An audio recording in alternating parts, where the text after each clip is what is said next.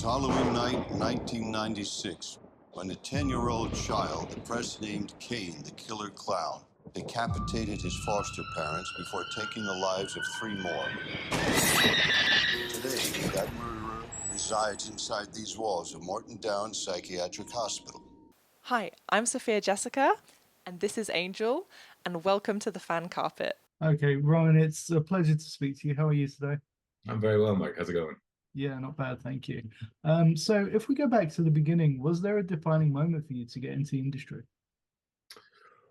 Oh, that's a very tough one to answer because I kind of don't remember a time in my life when this wasn't something that really interested me.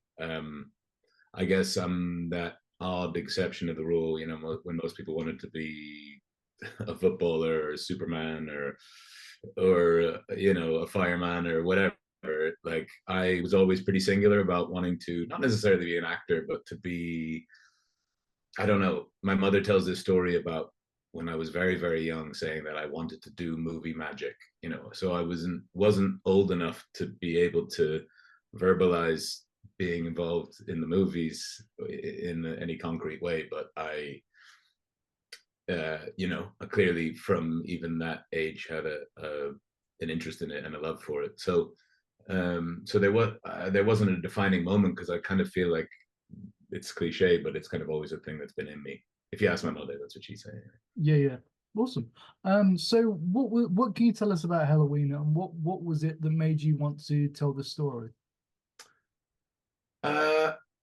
So Helloween really appealed to me because, as well as being a super cool, super fun slasher movie with, you know, a really exciting bad guy to play, which for me was obviously a brilliant thing. I felt like it maybe dug a little bit deeper in terms of its ideas and its themes than your average horror movie of that ilk. So I thought that was a really exciting opportunity to get involved in something that could be both. You know, it's really cool and fun to go and do, like, you know, a B movie slasher where you get to be the bad guy and all that stuff. But then I could also tell just from looking at the script when I was first shown it that Phil Claydon was trying to dig at some deeper stuff and some deeper themes, and I think that really appealed to me because it meant that we could get we could squeeze a lot of juice out of the orange, as it were, in terms of like what everyone brought to it. Absolutely. So so when you read the script, what was it about Cain that spoke to you as a performer?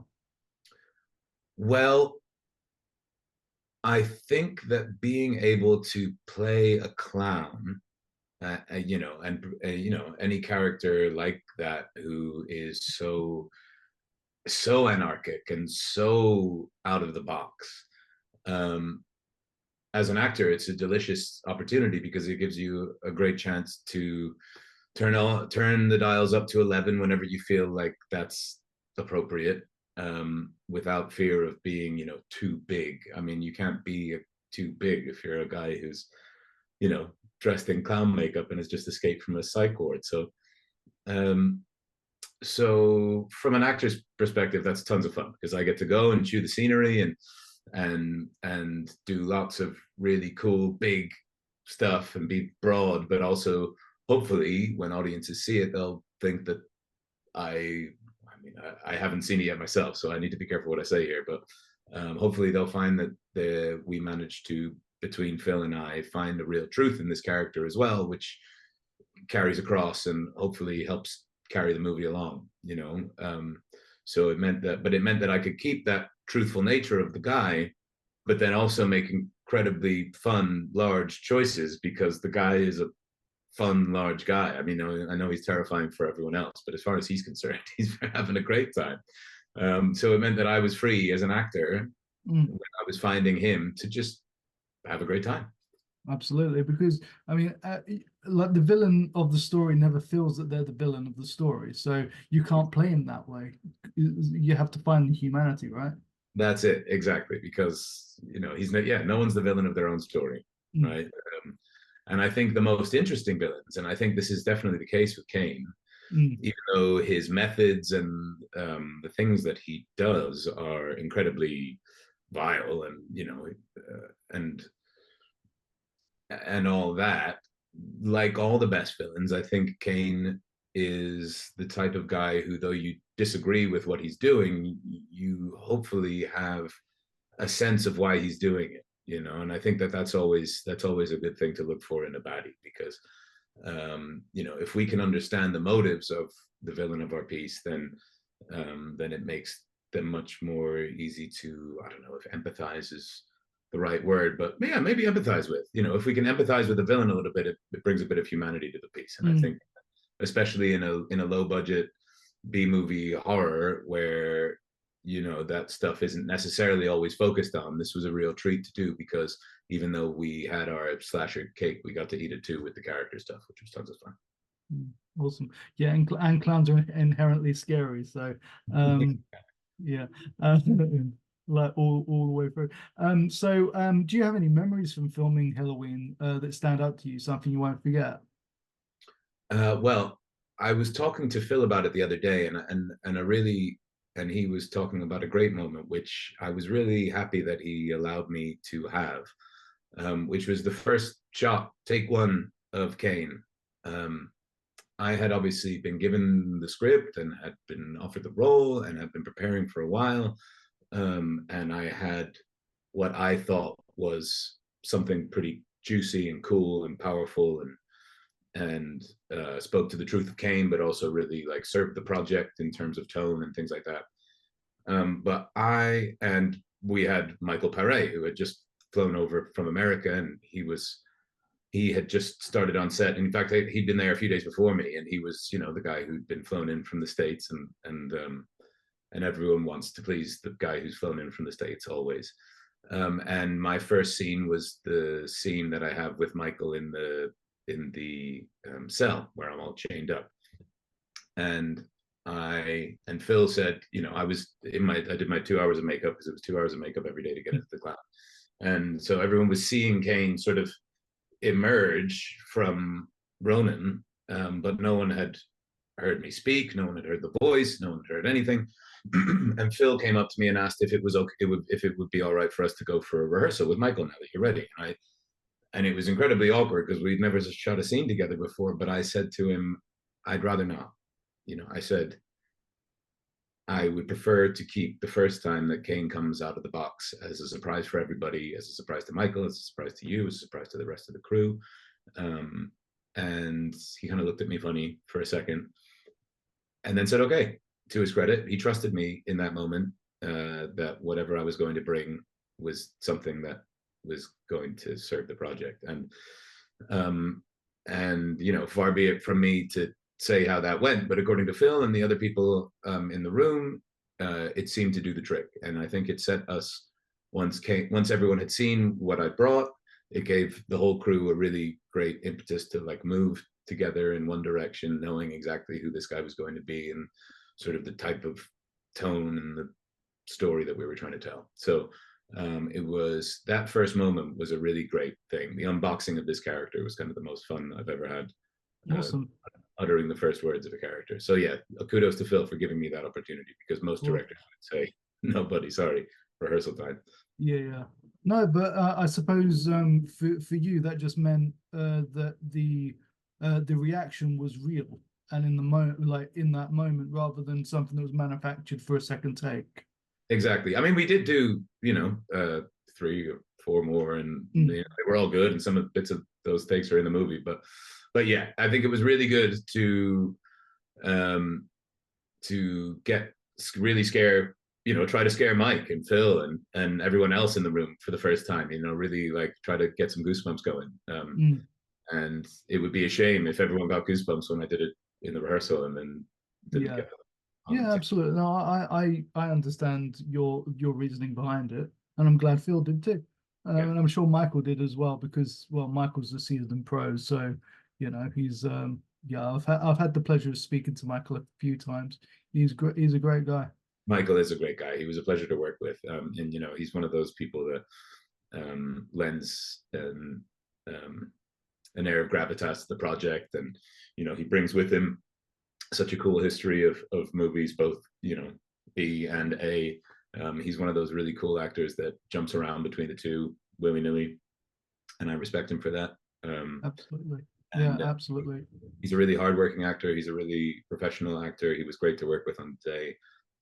He really listened. There's actually there's a moment in the movie which was not scripted, but let me know immediately in that first time we worked together in that first scene, that he was a real actor who sort of knew his onions, because I didn't hear him when I was chained up in the cell for one of the lines that he said, and I didn't hear my cue, and so I stayed in character and said pardon in character so I could respond. And Michael didn't. Some actors that will throw them off track, and they'll need to call for a line, and we need to go for a take. But Michael didn't skip a beat. He said, he picked me up, repeated himself, but in a way where he stayed in character as well.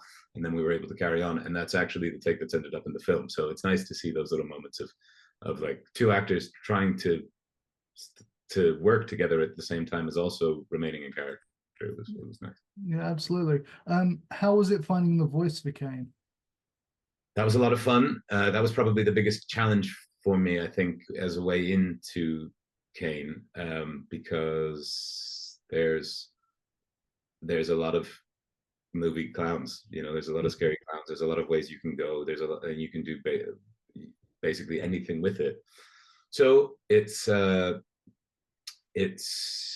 was a question of trial and error. I tried a lot of silly voices that will never see the light of day when I was preparing Kane.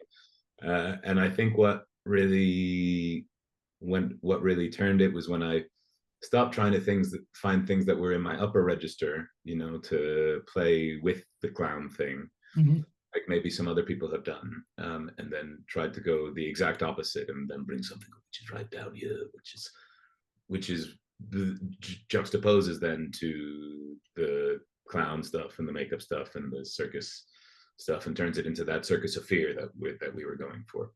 So I think that when I found that voice, then the rest of the character came, and then I implemented some stuff that I'd done with some like mask and clowning work in drama school, which who would have thought that my classical training would have come in handy on a B movie slasher. But so it transpires, I did a whole bunch of work with mask and clowning stuff when I was in drama school, and a bunch of it came in really handy and gave me some little tricks and tools that I could use to find Kane in a little moment with 5 minutes to myself in a mirror or any reflection, to be honest.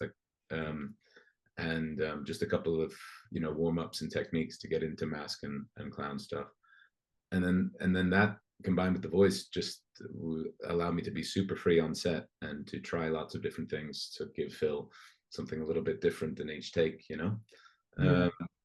So it meant that then Phil could go back to the edit and use the building blocks of all that stuff to create this anarchic character, which you then see in the film. Awesome. Yeah, it's always nice to when you've got a filmmaker there that allows you to like play essentially and just find the best thing for everybody. Yeah, and I think that relies on everybody being prepared. The actor needs to really be to have stuff prepared and be willing to throw it away and put it in the bin and try something completely different. And likewise with the director, I think that's a really good rule for both actors and directors, to come so prepared that you can then throw it all out and start again and build something else together. Absolutely. Phil and I were really lucky that we were able to do that almost instantaneously. We just kind of hit it off that way. Awesome. So what does the future hold for Helloween, and do you feel there's more stories to tell within the world that you've helped create? Well, that's really up to the fans. We would love to come back and revisit this world. I think there's a huge amount of stories still to tell. Without giving any spoilers, the scope of our film is still pretty small, but we do leave things massively open and hopefully entice the audience into a world that they want to come back and revisit and see what's going on in the wider world. It was designed that way. We would love to come back. I've talked to Phil about it. We both said that as long as each other are involved, we would be happy to come back. Awesome. So it's really up to the fans. If you guys want to go out and support the film and then that shows the producers that it's worth a sequel, then I would love to bring Carl Kane back. It would be my pleasure. I had so much fun Wonderful. And how was it working with Jeanine? Because like you're Kane and she was Dr. Marc. So how was that interplay? Yeah, it was great. I mean, you know, it's always awkward because as I'm sure you know, Jeanine is married to Jonathan Sothcott, who is the producer of the film. They are in fact co-producers on the film. So Jeanine is technically my boss. So it is always awkward when you are terrorizing your boss with knives and axes and chasing her around, you know, spooky locations. But no, look, we had a great time, and she's a wonderful actress. She's done some great work in the past. It was a pleasure to work with her. It's the first time we've worked together. Hopefully it won't be the last. Maybe we'll come back for Helloween too, who knows. But no, Jeanine was wonderful. I mean, it's funny because we maybe we don't have quite as many scenes together as maybe it feels like in the film, because often she is kind of evading me. So I spend a lot of the time, frankly, until some of the, you know, at some of the beginning of the movie, and then some of the more confrontational stuff at the end. You know, I spent a lot of time looking at Jeanine's back while she was running away from me. But no, she was wonderful. She was great to work with. Awesome. She was great. Awesome. Yeah, I had the pleasure of speaking to her yesterday, and I've spoken to Jonathan a few times. So yeah, awesome. Yeah, they're a great power couple of the British B movie. Sorry, absolutely. Power couple of the British B movie. Yeah, absolutely. So just finally, where can we find you online to keep up with everything you're doing? Yeah, so the best place to get me is on Instagram. Super simple. I'm just at Ronan Summers. That's it. Awesome. All right. Well, congratulations with the film, and I look forward to what you do next. Thank you very much. Have a good day. Take care. Thank you for watching The Fan Carpet. Please follow us on Facebook, X, and Instagram for more content. Bye for now.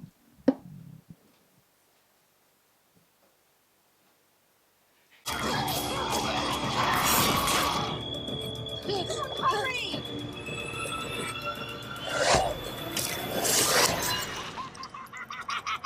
The games begin.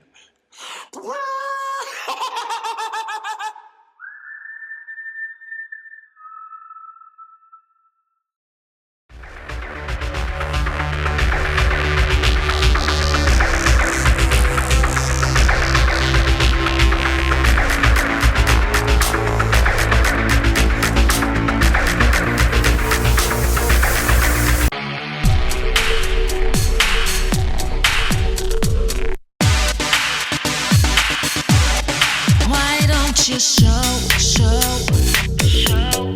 what you can do.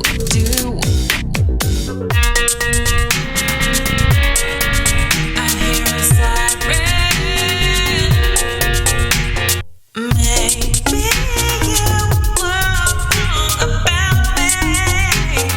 I'm dangerous and still. Why don't you give me a sign like the sea?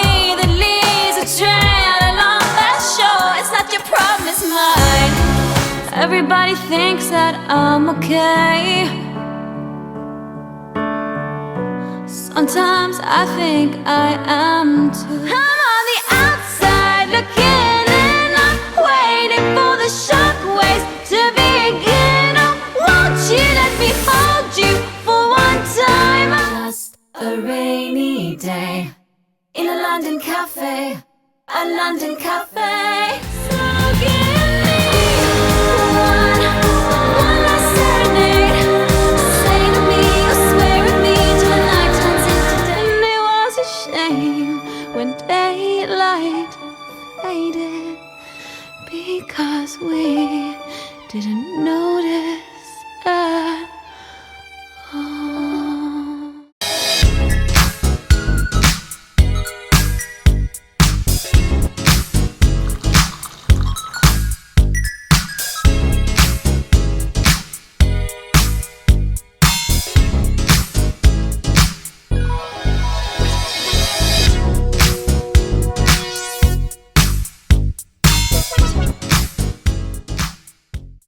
Thank you for watching The Fan Carpet. If you like this video, be sure to click that thumbs up button at the bottom of your screen. And also be sure to subscribe to the Fan Carpet YouTube channels. They're absolutely free and so much fun too. Be sure to check out the official website, thefancarpet.com. Also, you can follow us on Facebook, Twitter, and Instagram to stay up to date with reviews, competitions, the latest news, and so much more.